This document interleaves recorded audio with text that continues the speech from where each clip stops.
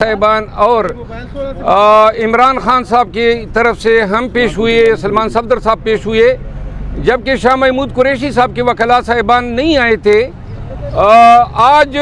कार्रवाई जो है फाजिल जज साहब ने फर्द जर्म आयद करने के लिए मुकर्रर की थी, लेकिन चूँकि गुज़िश्ता पेशी पे हमें नकुलात नहीं दिए गए थे और ये एक कानूनी सिकम था, तो आज जज साहब के नोटिस में हम ये ले आए कि फ़र्द जर्म जो है बग़ैर नकुलात के नहीं बनाया जा सकता है, जिससे इत्तेफाक करते हुए फाजिल जज साहब ने फ़र्द जर्म की कार्रवाई जो है वो डेफर कर दी है नेक्स्ट डेट के लिए, और आज हमने नकुलात वसूल कर ली है। आज की कार्रवाई की दो अहम बातें ये हैं कि आज फिर जो है चेयरमैन पीटीआई इमरान खान साहब को और शाह महमूद कुरैशी साहब को उसी पिंजरा नुमा कमरे में खड़ा किया गया था, जिस पर मैंने इतराज़ उठाया कि ये इंसानी डिग्निटी के मुनाफी है, जिस पर जज साहब ने कहा कि चूँकि उनके नोटिस में चंद ऐसी सेंसिटिव इंफॉर्मेशन लाई गई हैं, तो लिहाजा कमरे अदालत में उनकी मौजूदगी उनकी सिक्योरिटी के लिए ख़तरनाक होगी। बहरहाल जज साहब का ये कहना जो है मेरा ख्याल है हमें अपील नहीं करता है, क्योंकि जेल में और उस कमरे अदालत तक पहुंचने के लिए 3-4 गेटों से होके गुजरना पड़ता है, पूरे बदन की तलाशी ली जाती है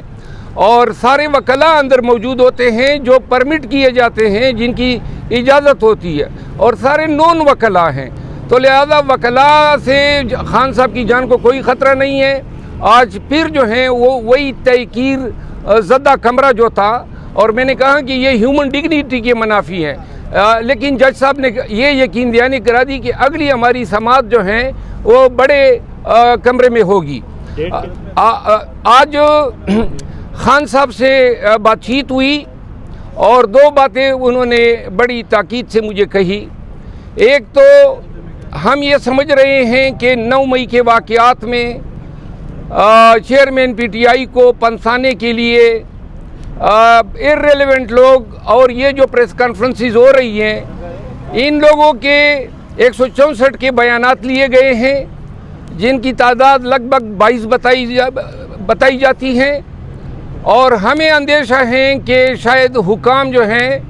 वो चेयरमैन पीटीआई इमरान खान को मिलिट्री कोर्ट जो हैं भिजवाएँ। तो लिहाजा पाकिस्तानी अवाम को खान की तरफ से मैं आगाह करता हूँ कि ये जो आए दिन आप लोग प्रेस कॉन्फ्रेंसेस देख रहे हैं, इसको जवाज़ बना के शायद हुकाम जो हैं अनकरीब खान को जो है मिलिट्री कोर्ट में जो ट्रायल शुरू हो गए हैं, इस हवाले से आज एक तफसीली प्रेस कॉन्फ्रेंस पाकिस्तान तहरीक इंसाफ की तरफ से मैं करूँगा, और जिसमें हम मुकम्मल तफसीलात देंगे। दूसरी बात जो है वो खान साहब जो हैं पाकिस्तान तहरीक इंसाफ के वर्कर्स के लिए उन्होंने कहा है कि चाहे वो मेरे ट्रायल मिलिट्री कोर्ट में कराएं या चाहे किसी भी अदालत में, लेकिन वर्कर्स ने कोई हौसला और तहम्मुल का जो दामन है हाथ से जाने नहीं देना है। और उन्होंने इस चीज़ पे ज़ोर दिया कि खैबर पख्तूनख्वा में जो है पाकिस्तान तहरीक इंसाफ जो है अपने कन्वेंशन शुरू कर ले। यहाँ तक मैंने आपको आगाह किया, बकाया तफसील जो है 5 बजे लगभग इंशाल्लाह प्रेस कॉन्फ्रेंस अगली डेट बता दें सर। समाअत कब तक मुलतवी हुई है? 1 हफ्ते का टाइम दिया है, अभी डेट उन्होंने डालनी थी, लेकिन बहरहाल मैंने इसमें इस्तदा की कि जी कम से कम 2 हफ्तों की तारीख हो। और जज साहब जो हैं वो ज़रा थोड़ा सा कह रहे थे कि शायद मैं इस केस का हारमोनियम नहीं बनाऊँगा, ये लफ्ज़ हारमोनियम उन्होंने इस्तेमाल किया, और मैं इसको सूरत से चलाऊँगा। तो लिहाजा देखते हैं कि आगे केस को इसी सूरत से चलाया जाता है। अलबत्ता चंद प्रोसीडिंग को हम अदालतों में चैलेंज कर रहे हैं।